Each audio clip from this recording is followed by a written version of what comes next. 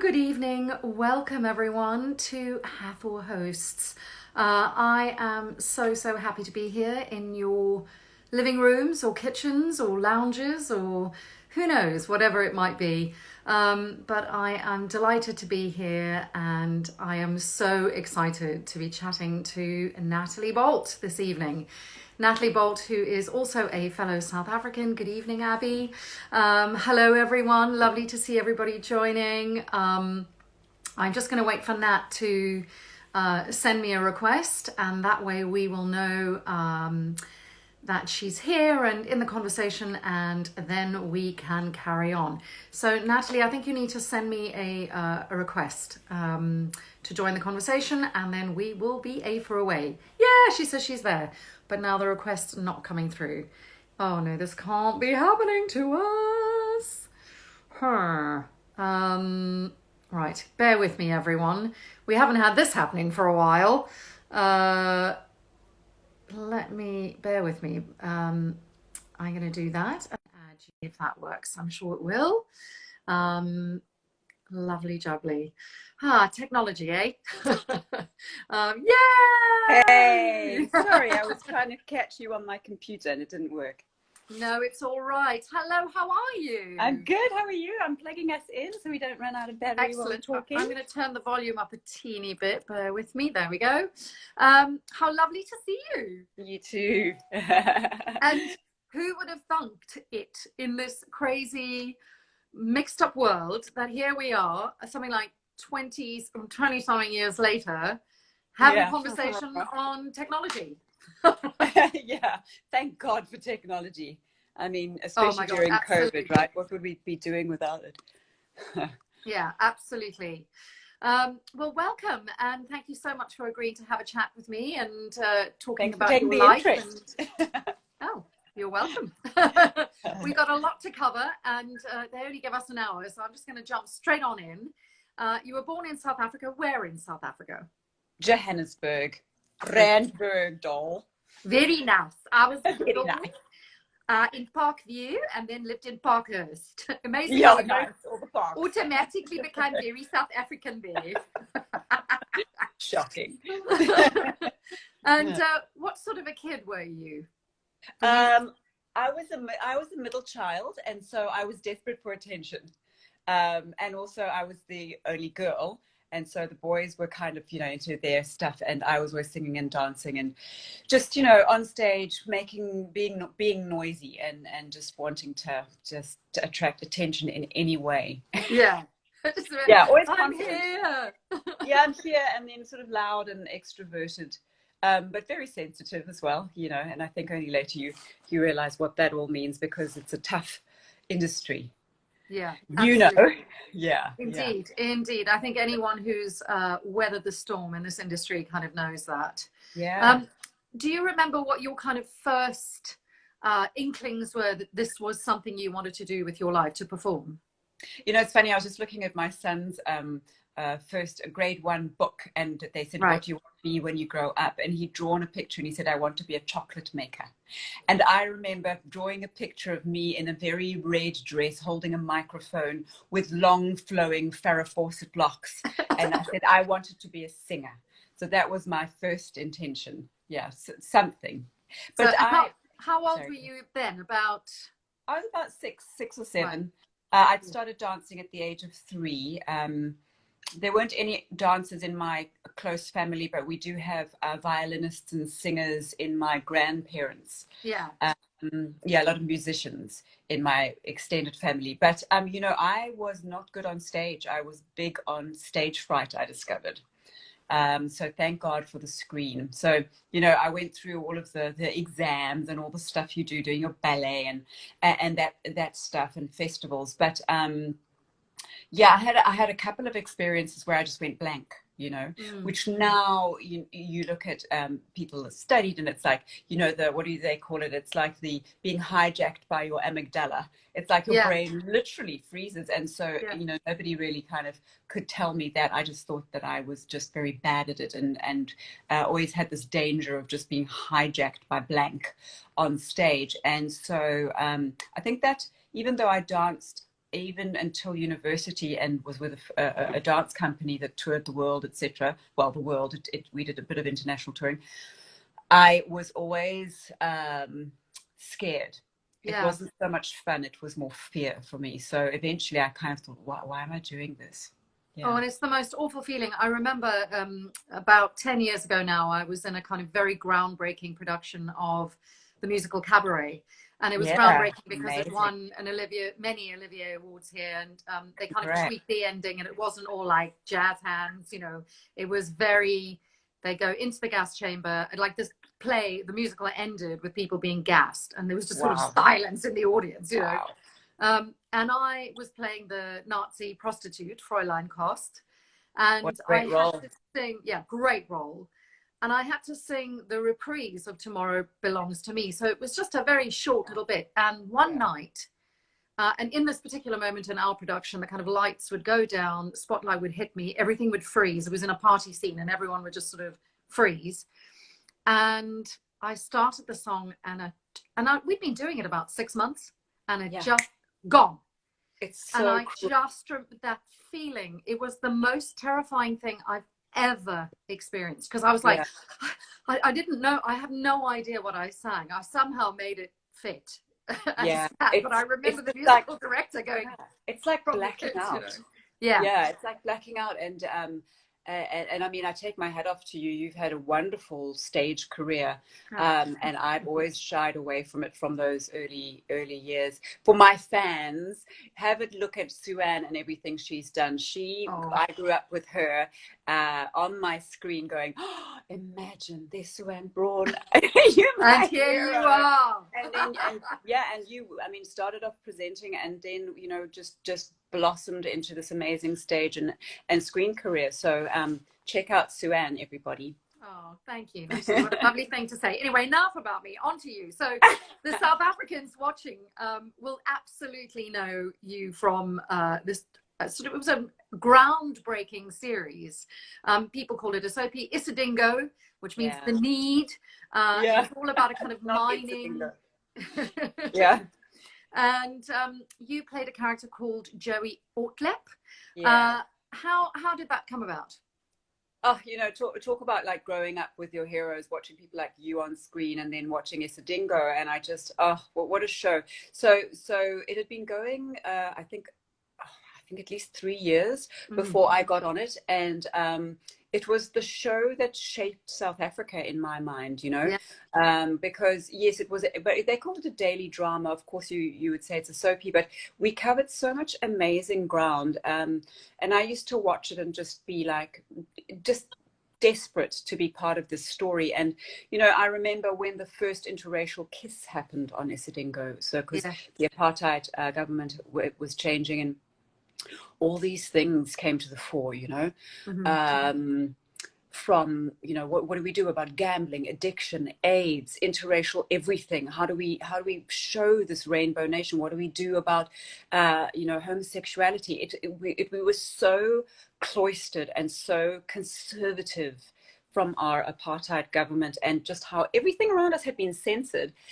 But anyway, so I remember watching, like, it made front page news that there was an interracial kiss on Isidingo with Bianca Amato and beautiful man. I can't remember his name either, but beautiful man. But it'll come to us. Anyway, and so I had been on stage with Death of a Salesman, and I was, I trained at Rhodes University, beautiful Andrew Buckland and Reza DeVette and those sort of icons, Sandra Prinsloo, and then I moved to Joburg, like you do. You're always trying to get to the center. So, well, sorry, I'd been in Grahamstown, came back to Joburg, and struggled like everybody else.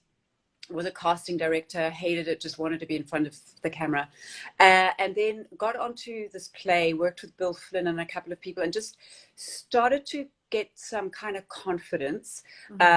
Chopped my hair, dyed it blonde, and I don't know, that seemed to kind of, like, sometimes you just do a big shift like that and people go, oh, sorry, who are you? Oh. And I think it was just part of like a chapter that I was kind of opening and feeling confident, maybe because I was off stage. I auditioned, and they'd said, do a monologue, and I wrote a monologue. So I write a lot of material. I'm a writer now. We can And come to that. oh yeah, and they seem to respond to this weird sort of thing that I just threw out there, you know. Um, and the next thing I had Ilse van Heermert, another icon who was directing on Isidingo. She kind of saw me one night and she went, "Everyone's talking about you." And Hilary Bletcher, who was the exec producer, cast me. It was a shift from a male exec producer to a female exec producer, and that's pretty much how I got on. I think, you know, I wouldn't have made it onto that show otherwise. And so for 4 glorious years, I went from being a very, very average, very nervous actor. Later, when I left the show, Ilse said to me, "We were going to fire you every week." They would say, when are we firing Nathalie? No. Thanks for telling me that. But, you know, people beat up soapies or dailies. But I always say this to the people I've ended up coaching. If you ever have the opportunity to get in front of the camera on a daily basis, you must do it, because you become relaxed.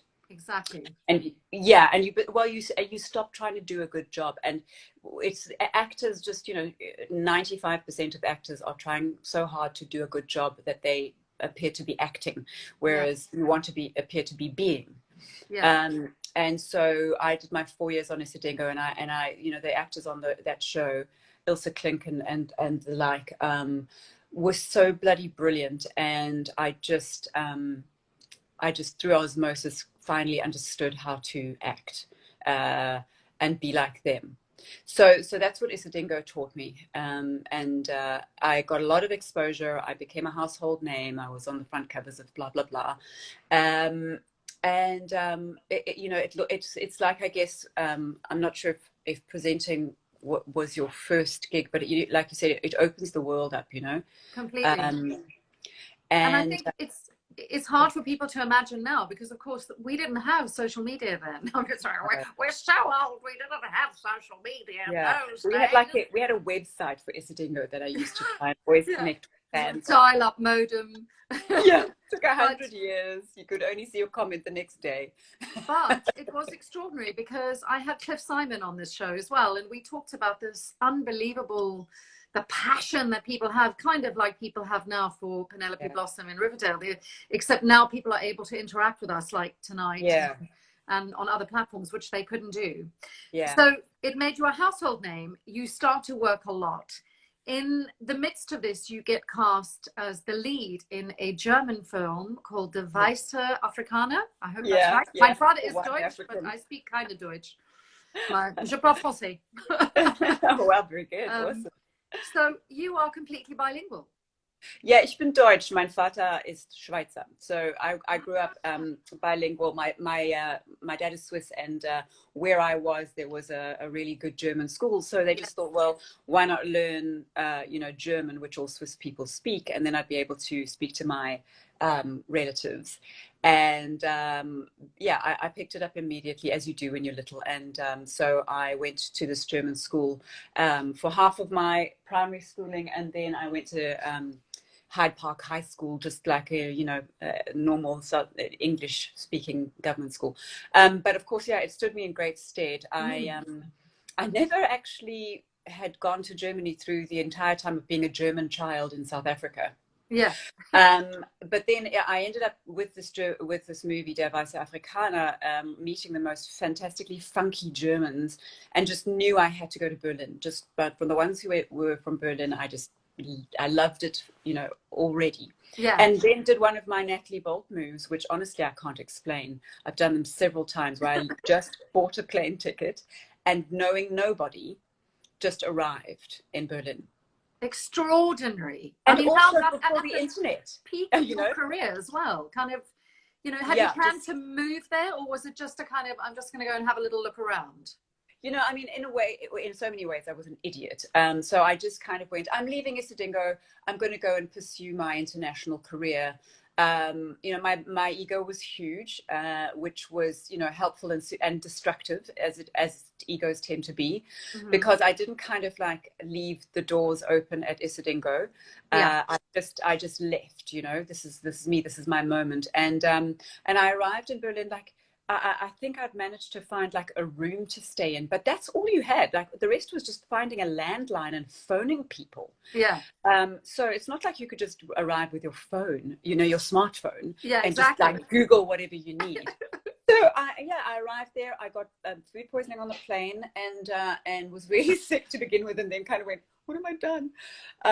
But through the angels that have always protected me, I connected with wonderful people almost instantly, and had a blast and found a German agent.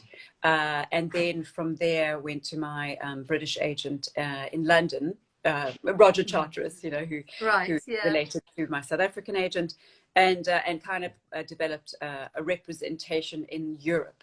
Right. Yeah, and that led to George Gently. Fantastic. And then you decided you were working, and then decided you were going to go and try Los Angeles, which is where you had always kind of envisaged you would end up. And yeah, I'd been waiting. I'd applied for my green card while I was still at Isidingo, and everything that involves, which is so difficult, and took years. Yeah, nightmare. Right? Mine too. Like, well, weirdly, mine came through very quickly, and then everything else went tits up. But you know, that's another day's story. Everything's going to be wonderful the moment you have that card, and then you're like, oh no, just join the queue, baby. And then I didn't work for a year, and I was like, what? Oh yeah, at least a year. Yeah. So while I was waiting for the green card, I was like slotting it all in. You know, Europe's happening, got the representation, and then the green card came through, and off I went to LA, and writer strike. Yeah. So I mean, no one can work. So what happened then? What did you decide to do then? You know, so I was there, so excited, and everyone around me the moment I arrived in LA was just like, oh my God, we don't know what we're going to do. This could be years. What are we going to do? There's nothing. Have you heard? Have you heard? It's kind of like COVID now, you know? Yeah, exactly. I was just going to say. And so and also, you know, always with this South African currency that just went nowhere overseas. So I very quickly was broke. Right. And my husband had, he had been, following his dream of working on animated films. Right. And so he got a job which was on the other side of the planet, and I just went, well, there's nothing happening here and I have no money, so let's, you know, reconvene in New Zealand, where he'd got a job with Peter Jackson, and we thought we'd be there for 3 months. Yeah. And something 11 years or something? Yeah, 12 years later. I mean, looking through your life, it's quite interesting because travel is a massive part of it, and this thing of sort of upping and relocating and having to adjust to that. So here you are now, literally on the furthest place to South Africa, away from the rest of your family. At least your husband was there and working with Peter Jackson. Yeah. But how on earth did you kind of regroup and go, okay, now I have to start again? And that accent, you had to learn the Kiwi accent, not easy. Yeah. I mean, you know, we did that sort of I'll go backwards and forwards idea. And we thought we'd sort of start trying for children, you know, vaguely. And I was instantly pregnant. It was crazy. So suddenly I had this wonderful job on George Gently, which is, you know, this really top. I was going to say, Nathalie is completely underselling it, everybody, because basically it was working with Martin Shaw, who is a complete national institution and treasure here, and has been a star for something like 4 or 5 decades. Exactly. And playing in, somebody's been a bit rude there. We won't have that here. We don't like that. Anyway, sorry, that threw trolls, me. Don't feed the trolls. So how was that experience working on George Gently? Did you fly from New Zealand to Ireland? Yeah, I was horribly, horribly ill because I was pregnant. I actually found out on set, well, not on set, but while I was shooting on George Gently, that I was pregnant, and it felt instantly hideous.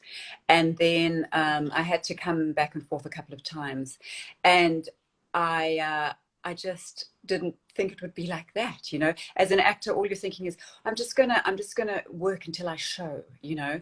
And on Isidingo, 2 actors, female actors, had gotten fired for being pregnant. You know, you could do that.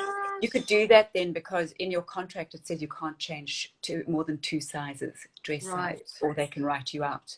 So that's how they would get rid of people. So, you know, we went into, I hope it's changed, but when I was pregnant, I hope so too. I went to an industry of just, you know, well, keep it to yourself as long as you can. So I was very ill, and I'm flying from New Zealand to Ireland. I was green. I mean, you know, if you look at my show reel, and I was playing German on that, so that again the German came in really handy. German accent, a little bit of German with Martin, who was just lovely and stunning, and you know, I mean, like, it's almost like British acting royalty is royalty. I was terrified. Well, good. I mean, I remember, like, I found out that he loved birds and bird watching, and so I did research, and I would talk to him about birds. I mean, obviously, I love birds too. I'm a conservationist, so I tried to just connect with him on some level, and he was charming and divine. But I was sick and dying, and all I wanted to do was go home and cry. You know, so yeah, and I mean, we were shooting at this time in this tiny little Irish port, and it was a period piece, and they had all this hacked up fish. It was meant to be a fishing town, and every day the fish would smell worse, and I was so nauseous. And then they would do this like bouffant hairstyle with like tons of hairspray, and everything's just so sensitive.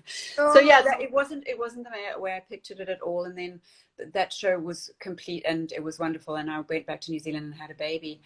And then the financial crisis hit, and work started slowing down. And also, I just didn't care anymore. I had a baby, and I had terrible insomnia. So suddenly my life was completely different. I had no family to help me, and lovely friends, but none of them old friends. So I was very alone. I wanted to just touch on that, because I was profoundly moved by your Bite the Bullet story or confession. I don't. Yeah, she's absolutely fantastic. And Amanda Tapping was on Hathor Hosts, and we chatted a bit about hers as well. And I think what's really fantastic about it is that it allows people with a very high public profile, such as yourself, to discuss stuff that isn't necessarily always talked about, and particularly on social media, where everybody's terribly like, oh my God, look, my life is perfect and amazing. And I was really shocked to discover that you actually stopped acting altogether. You kind of stepped away from it. Can you tell us a little more about that time? I mean, you said you had horrific insomnia and kind of alone, isolated, a bit like now with people going through COVID. And I mean, and that's like, you know, we started off by saying thank God for the internet, because you know, even then, like, the social media thing really wasn't that big, and certainly, like, even the beginning of Facebook, people weren't that open about their feelings, you know. And now there's so much you can access, going, oh my God, I'm not alone, it's not just me, I'm not the only one who's depressed, anxious, or, you know, whatever. And I still had this like South African training of, you know, just project success. You know, I don't know if it's a South African thing. I think it is partially, but it's also just me and my upbringing. And and I wasn't coping, and I'd had this massive physical change, and it would not allow me to sleep. And so every day was just this kind of like eyes wide, oh my God, how's today going to be? Although I did manage to do some work, I did District 9 during that time, actually. I was starting to turn down work. In fact, I turned down District 9, which was hilarious, because all this effort so there you are in New Zealand, away from Hollywood, and Hollywood comes a calling and a rapping and a knocking on the door, and you go, no. No, thank you. So, I'm done. Like, I was so exhausted. I looked like, I mean, you know, watch District 9. I looked like I felt I hadn't slept. I had a really weird haircut. I'd gone for like a Jane Fonda Clute haircut. I don't know why, but and I was really overwhelmed and in a state of shock, physically and mentally, of everything. And I got this call saying, look, they're like recutting and really reshaping this amazing film. Peter Jackson's on board, and they need you and they want you. And I said, I've just had a baby. I can't cope with anything. And I kind of read the brief. It said something about, you know, aliens addicted to cat food, and I was like, oh no more B grade stuff. No one's gonna watch this. No one's gonna watch this. just like go with your instinct, completely wrong. And strangely, like the one time I said no, they came back like so many times saying, please, whatever you need for your baby, we'll hold your baby, we'll care. Just give us an hour. And I went, oh, okay. And off I went, and they literally did that. We shot all of that, and I got a lot of screen time. We shot it in a few hours. And that was all done in New Zealand, wasn't it? All done in New Zealand, yes. So yes. strange. My big South African break on the biggest South African blockbuster for decades. And we did in New Zealand. So, in that sense, I felt like, oh, okay, maybe work will come to me, and it always works out. And but then it sort of became a trickle. And then I realized how very small an industry I was in, and then the timing of the financial crisis. So, again, just like stuff happens. But interestingly, you discovered during this time of kind of, well, I was going to say trauma, but it was a traumatic time, and being kind of alone and not having the work and being awake all the time, you discovered that you had this, which had already surfaced with the writing, but that you are a phenomenal storyteller and that you could write. So you wrote and adapted and co-produced and co-directed The Silk. Yeah. Tell us a little bit about that. Well, yes, I think part of the writing, I mean, I was a writer before I got my Isidingo break, was just, I became very aware of how actors and performers, the old joke, if you want to hear an actor complain, give them a job. And, you sit around and everybody would just moan about the quality of the story or how it was being directed or the agent or whatever. And I just thought, this is just the same thing on repeat. I wonder what it means to actually make a film. Like, how hard would it be? And then, thank God I had a partner, Claire Burgess, and she brought me the story. I'd acted in her short film, and I said, oh, I wonder what it would be like to do another one. Would you like to work with me? And she said, look at this story, this beautiful story that had been in print for 50 years. And so I read it and went, do you want to do this? And she went, do you want to do this? And so we spurred each other on to write and co-direct this first short film. Which I'll put back on my website, but it turned out it's really beautiful. It's beautiful. I watched it yesterday, and it's absolutely beautiful, gentle, beautifully told, very moving. Thank you. Yeah, and and it was just like one of those things of, wow, it's so complicated to make a film, and you need so much humility, and you need so much help, so many people, being generous. And so that's a really humbling experience as an actor. And it made me a much better actor, much more appreciative. Yeah, I bet it changed everything moving forward, because your next project was the polar opposite of The Silk, which was a comedy which you wrote and acted and directed called Vajazzle. Have you seen it? I'll send it to you. No, please do. I tried to see it. I watched all the trailers and obviously gathered what it was about. Yes, I've taken it offline. I used to put it out every Valentine's, but now my son's of that age where he's like, Mum, please don't. So I'm like, okay, I'll send it to like friends who ask me. But I mean, basically that was me, a few years in, just going, I would like, be feeling like a suburban housewife, and then just going, fuck this, I can't do this anymore. Yeah. What I want to do is something crazy, and I just want to flip the table. You have no idea like where we come from. Yeah. South Africa's a crazy place. South Africans are in your face mad. Yeah. And the culture in New Zealand, as adorable and so many like wonderful positive traits about New Zealand people, I kept biting my tongue. I kept finding that I would like go, oh, that's probably a little bit rude, Nat. No, you shouldn't say that. And so, and then one day I'd had like a really, really strong cup of coffee, and I'd had this idea for ages. And I told my husband, who ends up editing my film, and he went, oh, no, please don't. And I went, watch me. Yeah, exactly. And so I wrote Vajazzle in half a day. Like, it just came out of me. It's such fun and so fast. And then, you know, we made the most hilarious crowdfunding campaigns. They're Yes, all I love super those. naughty, in your face, like super tongue in cheek. And Yeah, people weren't doing a lot of that yet. Like, now everything's kind of full frontal nudity and hectic. You can watch all kinds of crazy stuff online. yeah. But at the time, it was like quite sort of dodge. But to their credit, everybody, like all the parents at my son's school, they all rocked up on the premiere night, like the opening night. And I mean, I'd asked them to just, we'd done so many hilarious naughty things. We got, like, you know, sponsorship from, you know, adult toy stores. And Yeah. it was just, the whole thing was a scream, and the whole place filled out, and we watched the show, and they were shrieking with laughter. And so I felt like this was, you know, I'd accessed all of us who'd been biting our tongues trying to be good new parents, going, I just want to be a bit of crazy. And so that was that experience, and I loved it. And I'm sure, like you know, it was that other side, that flip side, where you just like, and I do comedy, because all the seriousness is one gear, but then what's underlying it is just this, like, Exactly.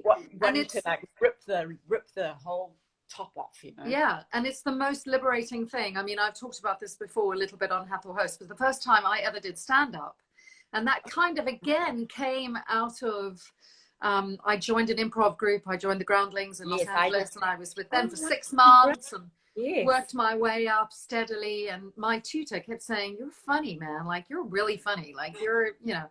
And I said to my manager, "I want to be funny. I can do comedy." And she's like, "Honey, you don't look like a comedian. You know what I mean? Yeah, you're just like, you're straight what actress. does a comedian look like?" Yeah. And in those days, there was much more, I think, delineation between roles. I think it's much better now. But it was the stupid thing, and because I had long, sort of red, lustrous hair, which have not so lustrous anymore due to a very bad self-COVID haircut, but never mind. It's coming right, slowly but surely. I've just taken 6 months to recover from mine. Yes. I was a bit like, you know, the monk, the pudding bowl, like, I did that. Not good. Anyway, so but just from that face, I can tell that you can do comedy. You don't mind, like, going for it. Yeah. So you sort of touched on what I was going to say about, because you kind of said you had a complete new respect when you were making a film for how difficult it is to get something made, to get it on screen. So what was the most challenging thing about producing your own work? And it's always the most rewarding. You know, it's always raising the damn money, you know. Yeah. So the writing you can do by yourself for nothing, and then, I mean, I've always found that there are filmmakers, you know, wherever I've lived, are as if you're excited about something, people jump on board. They want in, you know, and so that's no problem. Finishing it is really hard. So I'm very lucky that I have an incredibly talented editor for a husband. That's one of his many skills. So finishing it is hard, but raising the money is the pain for me. I don't like, and like a lot of creatives, we don't like to talk about money. It's the icky part, you know. Yeah. And so the crowdfunding was awesome, but I had so much help putting these campaigns together. And then, you know, you scrape together a few $1,000s. It's, people think you raise $80,000 to make a film. You don't. You raise 6 or 8 if you're lucky, you know. And so that's how we did it. But the first one, Claire and I, the co-producer director, we just went, we applied for funding. They said no. And we just went, screw it, let's do it. And that's the advice that I give to people who are making their own films. Don't wait for permission from other people to tell your story. If you love it, then don't let it die. It's your responsibility to keep your baby, which is, you know, anything that you make is your baby. You keep your baby alive. You wouldn't put, you know, produce it and then leave it in the street to starve. Yeah. So give it life. And that does mean, especially at the beginning, putting a bit of your own cash in. People always say don't put money into your own projects. Sure, if it's a feature film, don't bankrupt yourself. Yeah. But the rest of it is like, I get so angry with all the stupid paperwork that you have to fill in to apply for a little bit of, you know, like crumbs. Yeah. Which you could have been putting into your crowdfunding campaign. All that energy, you could just be going forward and filming your project already. So yeah, don't wait for permission. If you apply for funding, great. If they say no, screw it, just get on with it. Keep going. Yeah. Yeah. Excellent advice. Do you hear that, everyone? Yeah. And who are the people giving you funding? So often people like that have never made their own film. Yeah. So, you know, who are they to choose what gets made? Exactly. And what better way to get somebody to be motivated than to say no, I think. Yeah. Everyone I think that's the bottom of it, right? exactly. Yeah. The real Everyone bottom here line. Sorry. Everyone here is screaming Riverdale, Riverdale, Riverdale, Riverdale, and I sort of feel very cognizant of the time again. So I'm going to jump straight. I mean, we've sort of left out some of your amazing credits, which if there's time, we'll get back to at the end. So in the middle of all this, you're in New Zealand. What takes you to Vancouver? What makes you up and move to Vangroovy? Yeah, Vancouver. So my husband, who was working with Peter Jackson, they did the Planet of the Apes franchise, which was shot in Vancouver, and then a lot of the post-production, you know, that real cutting edge, turning people into creatures, motion capture and facial motion capture, that was all being done at Weta Digital, which is Peter Jackson's digital company, and that's in Wellington where we were living. And I'd always heard Vancouver was just this amazing city, and so we had the opportunity to travel here and stay here for a while they shot. And when I was here, I was allowed to work. I got a work permit. And so after, you know, all these years of really kind of not even considering myself an actor, really auditioned, and my second audition was Riverdale. Amazing. Yeah. And it really felt like the universe had been kind of like, you know, holding me back, like pushing its hand against my forehead, going, not yet, not yet, not yet, not yet, and go. Amazing. So, all the doors opened. Yeah. You're like hammering on the door in some way, you know. And I mean, it was a bizarre experience because I went with zero expectations, which is always the best way to go. And did you not? Like, you ended up reading it. You didn't even read for Penelope Blossom. You read for another role. I went dressed for the wrong role. I dressed up as Hermione Lodge because I'd misread the script. Dressed completely wrong. They didn't actually have Penelope lines, so I just delivered whatever they put in my hands. And then they kind of went, "Why are you dressed like that?" I went, "Oh shit, sorry."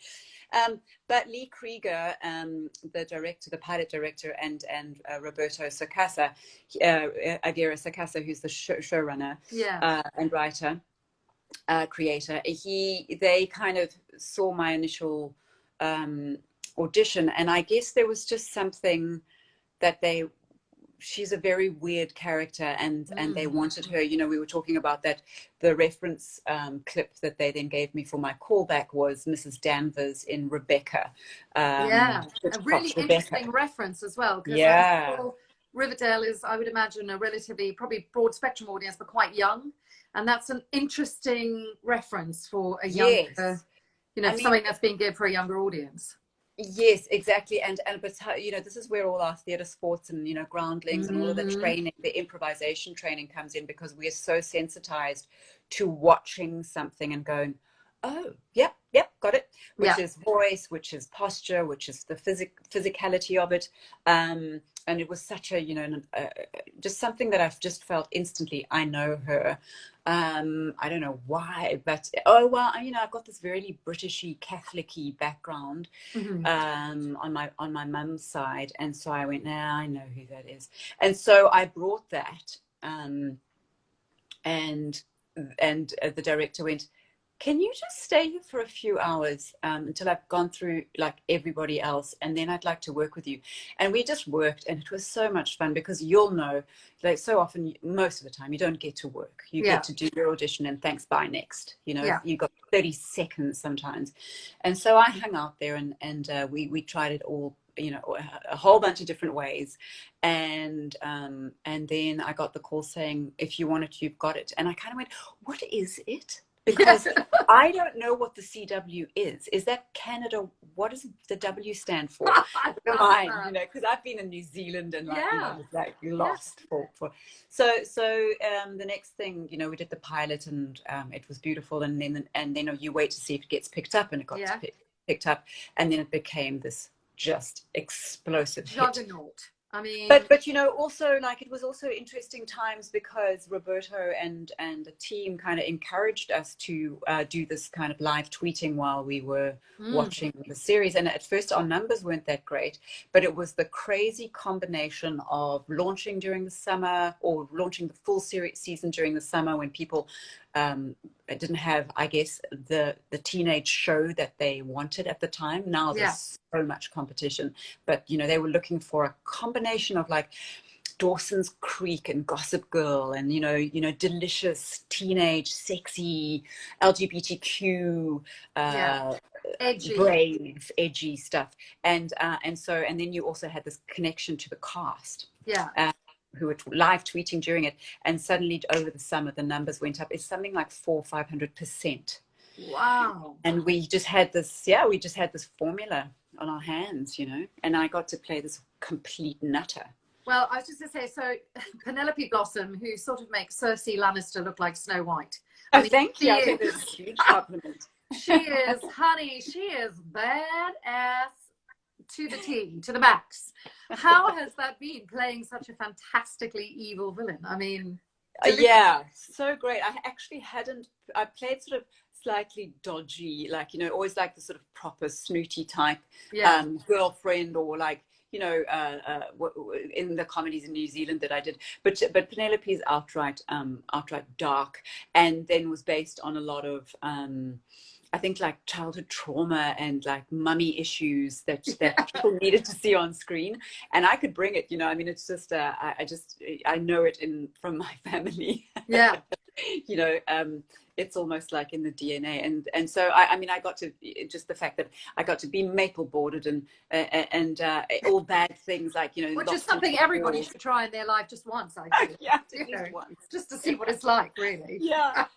You know, being tortured repeatedly and tied up, and then doing my own torturing and poisoning, and then, you know, I just thought, well, after I'd had my house burnt down, what else would I be qualified for? And I said, well, what if it's the oldest profession in the world, you know, because so many of my female actor friends, you know, at some point have been asked to play prostitutes or whatever, and no one's ever asked me. So now I'm like, you know, I'm ready now, and I will now play a prostitute, but I'll show you all, right? And I mean, the clothes, just you know, the wardrobe designer, beautiful, Rebecca on Riverdale, just stunning, and we just had the best time dressing her up. And then, you know, the Maple Club being this like dominatrix club, it's just all hilariously camp and so much fun behind the scenes stuff. And I think the fans just loved her. You know, she's one of the favored villains in the you know, e-entertainment whatever online thing. So yeah, I think that was, and it's opened so many doors for me as well. So, and I think it's really interesting too, because they probably, I mean, how much of that was on the page to begin with, or have the writers kind of seen that you're absolutely game and go, you know what, I can say that, I'll give it a go? It's always a combo. I'm sure it's happened to you as well. You know, you start with a little bit, and then I mean, there's some dialogue with the writers and with the showrunner going, what if, which obviously then they write into their you know, take within the full holistic ensemble of Riverdale.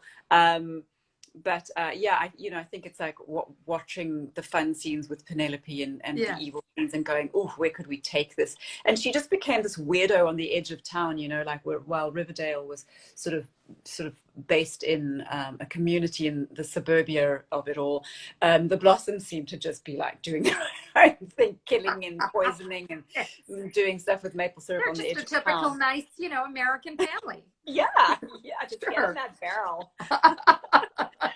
And the writers just popped up saying it's all you, the characters.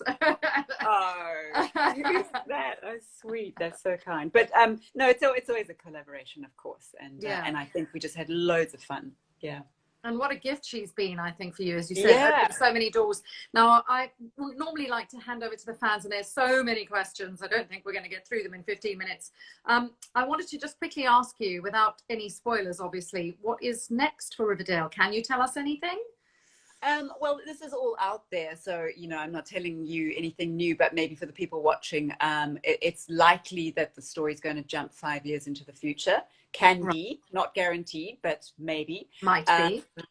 Yeah, but you know, we because of COVID, we missed out our last two episodes, I think. So, Wow. you know, those will be very revealing in terms of where the characters go, Yeah. because now it's their final year of school, you know. Yeah, and then if we bounce into the future, once they've finished their studies or their first forays into the world, there will be back in Riverdale, and it'll be really exciting to kind of, you know, be able to do that, because that's entertainment, right? You know, you get to Yeah. jump back in and go, what is this thing? What is this town now? What has Yeah. brought us together, and what is the mystery we'll be solving this time? Yeah. Fabulous. Well, we can't wait. We're all on tenterhooks. And Great. also, just briefly before we hand over to questions and to everybody who's online, and I've had a few people email me some questions. I'm so impressed again that you used your very public platform in such a positive way to raise awareness for conservation and against the use of palm oil.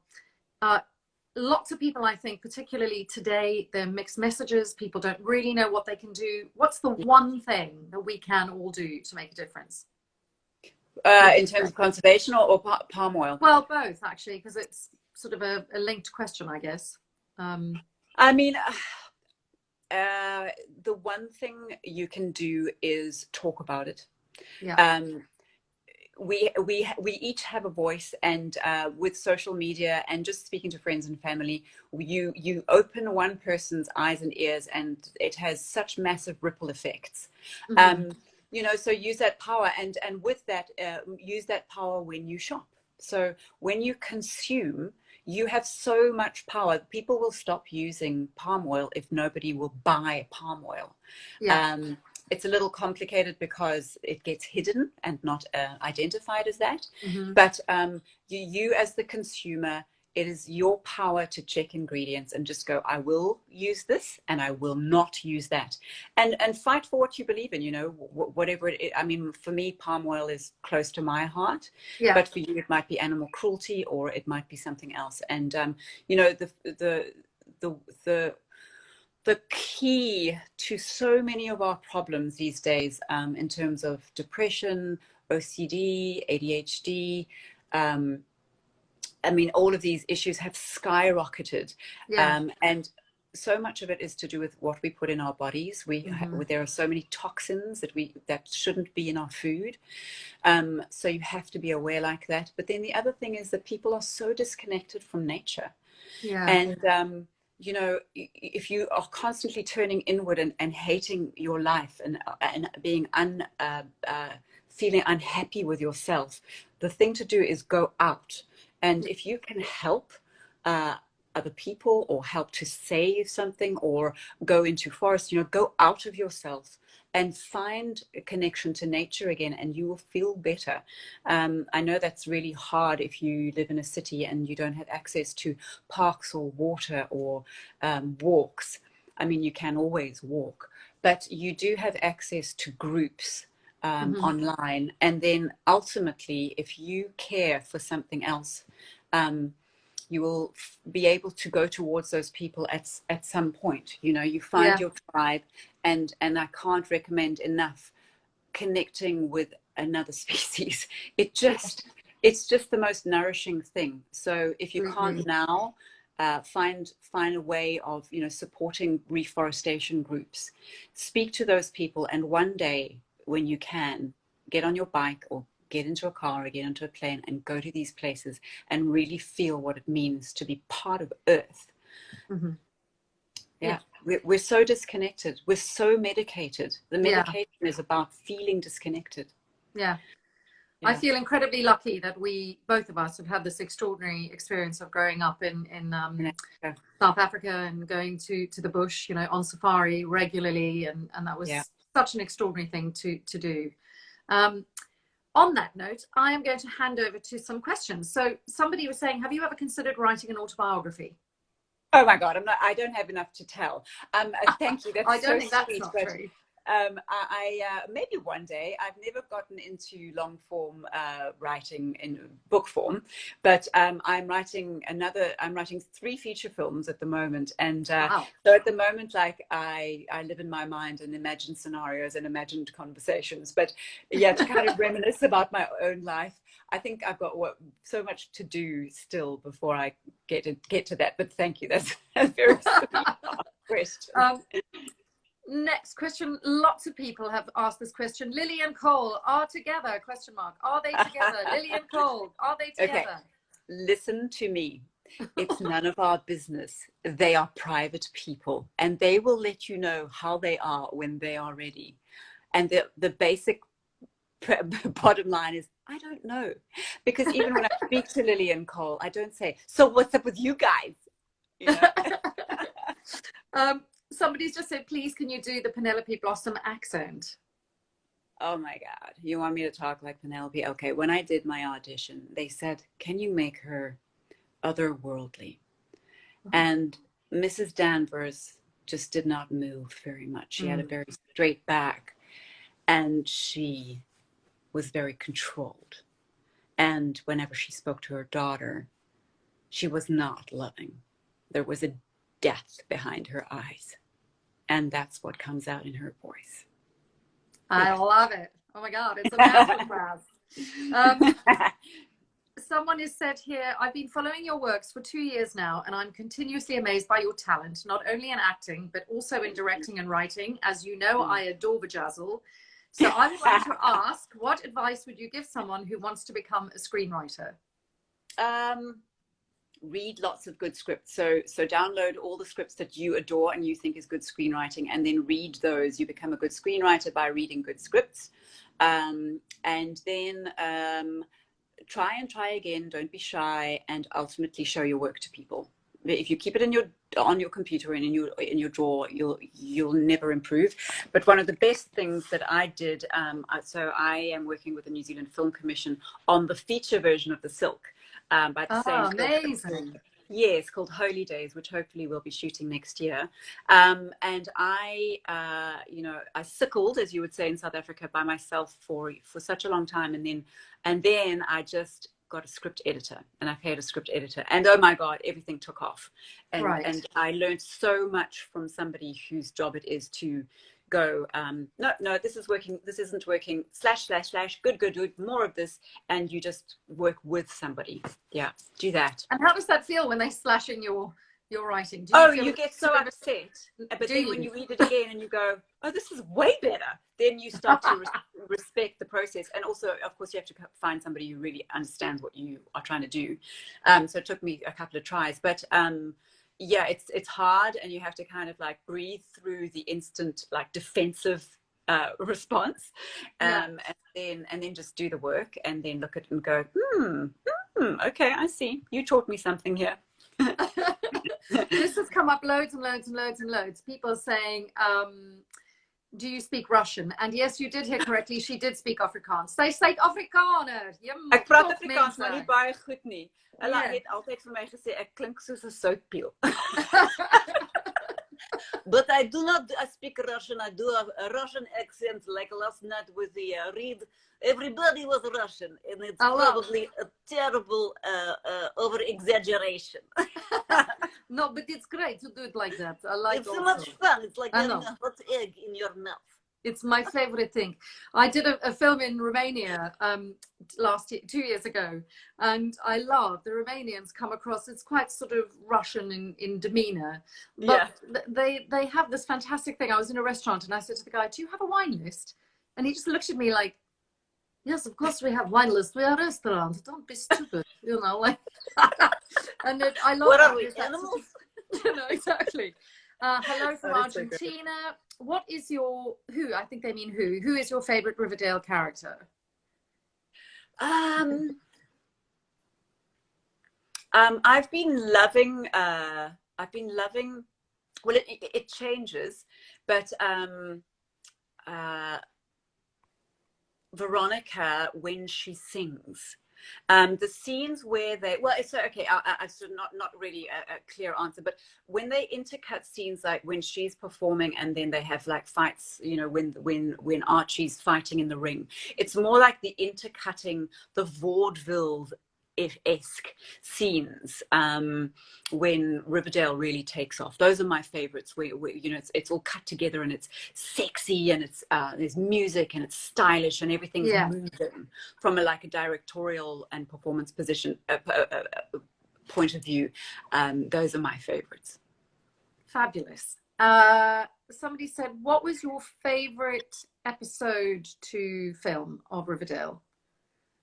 That's quite a hard one because yeah, I mean, you know, for those of you who haven't seen Lock Your Ears, but at the end of season 3, you know, Penelope was revealed to be the Gargoyle King. Woo! She behind it all. Yeah.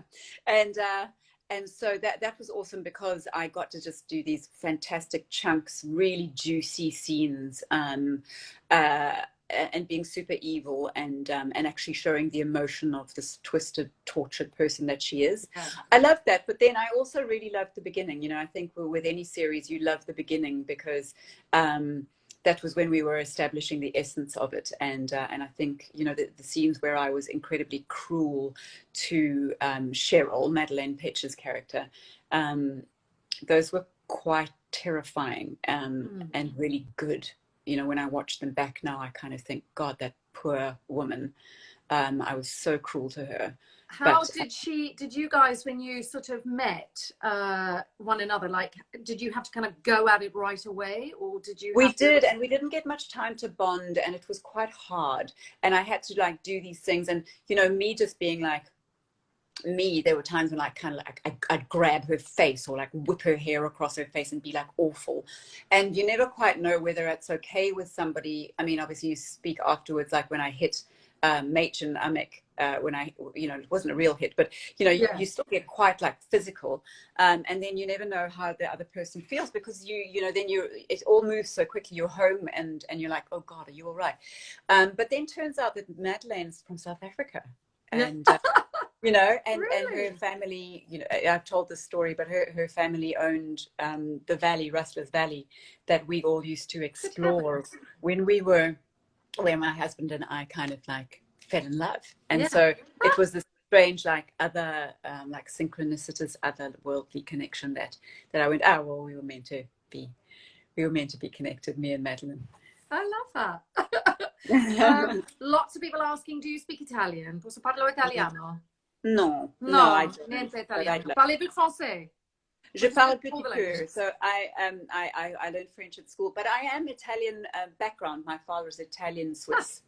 So that's why I am actually like dark-eyed and my hair is dark brown naturally. It's just been red forever because that's how people seem to like to cast me. But yes, I would love to know more about my Italian background. I love that. Somebody has asked this about 75 times. I'm not entirely sure what it means, but I'm going to ask you anyway. Do you, where has it gone now? Do you ship Tony? Do I ship Tony? I know. Do I ship Tony? I totally ship Tony. So ship is like relationship. It took me so long to try and understand that because it was the only word that people used to say for about a year on Riverdale. I ship Tony, and I always joke that like the ship that everybody should be like shipping on Riverdale is Pony, which is like hashtag Pony, Penelope Tony. We should totally get it on. Yeah. And actually in real life, Vanessa and I do ship because she's also an animal lover and she's a very kind-hearted person. Yeah. She nearly came to Borneo with me to save orangutans. Yes, that must have been an amazing experience. Could you very quickly tell us, I mean, if you can, because I think we've got about 2 minutes left. Just sort of like the highlights. We've got exactly 2 minutes left. I'm going to go back again. So anybody who cares about what's left of the rainforest there should really like look into it and follow me. But Sumatra and Borneo, we went into what is left of the natural rainforest, and we saw orangutan in their natural habitat. Oh, amazing. It's phenomenal, and we have to do everything we can to save them. It's just absolutely. Absolutely. So, I think that's a perfect place for us to end. Nathalie Boltt, thank you via so much, Danke, Suanne. Dankeschön. Dank dir. What a lovely, lovely pleasure this has been, and how lovely to catch up this way. I hope we get to do it in person sooner rather than later. Absolutely. And so lovely to see you again, and thanks for reaching out. What a blast. I know, absolutely. I've loved it, and we'll have to do it again. Season 2. Yes, I want to see you. I want to see you in action. I can't wait to come to one of your plays. Yay! Well, thank you so much for joining us, and thank you everyone for tuning in and watching the interview. If you've missed any of it, will be on IGTV and then also on YouTube on my Hathor Hosts channel. Have a great. I'll share it as well. I'll share it. Oh, thank you so much. Okay. How lovely to see you. Good night, everyone. Good afternoon. Good morning. Thank you very much. Goeiemorgen. Tot ziens. Bye.